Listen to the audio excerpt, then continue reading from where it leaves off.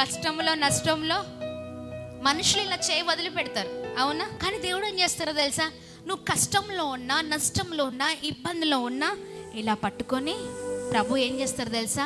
నీ చెయ్యి పట్టి వెన్ను తట్టి, ప్రైజ్ లార్డ్, నాన్న నేనున్నాను కదా, నువ్వు నా కుమార్తెవి, నువ్వు నా కుమారుడివి, నిన్ను అద్భుతంగా నడిపిస్తాను. చెయ్యి పట్టి వెన్ను తట్టి చక్కని ఆలోచన చెప్పి ఎలా నడిపిస్తారో తెలుసా? గమ్యం లాస్ట్ చివరి డెస్టినీ వరకు నడిపిస్తారు. గమ్యమే లేని జీవితంతో ఉన్నావేమో, కానీ ఆయన నిన్ను సరిచేసి అద్భుతమైన రీతిలో నువ్వు వెళ్తుండగా ప్రతి మార్గాన్ని సరళము చేసి లాస్ట్ ఆ చివరి వరకు నడిపించే దేవుడు ఆయన. ఆమేన్. గమ్యము చేర్చే దేవుడు. Praise the lord. మనుషులు వదిలిపెట్టినట్లుగా ప్రభుని చేయి వదిలిపెట్టే దేవుడు కాదండి. చాలాసార్లు మనం ఏం చేస్తూ ఉంటుంది తెలుసా?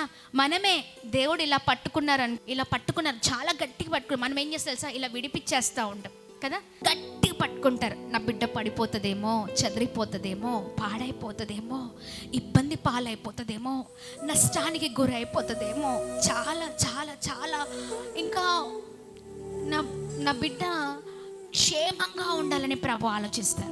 ఇలా గట్టిగా పట్టుకుంటారు దేవుడు. అయినా నాకొద్దేసయ్యా, నాకొద్దు కదా. ఎట్లా ఉంటుందో తెలుసా? ఆయన పట్టుకున్నా కానీ విడిపించుకుంటూ ఉంటాం మనం. ఇలా ఒంటరిగా ప్రయాణము చేసి ఎన్నోసార్లు నష్టాలు, ఎన్నోసార్లు ఇబ్బందులు, ఇరుకులు, కష్టాలు చూస్తూ ఉంటాం.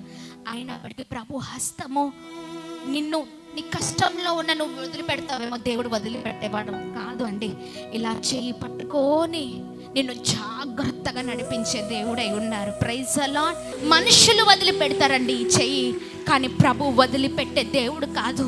ఆయనను ఆశ్రయించడం మనం మొదలు పెడితే ఆయన మనల్ని గమ్యము చేర్చే దేవుడై ఉన్నారు. ఆమేన్.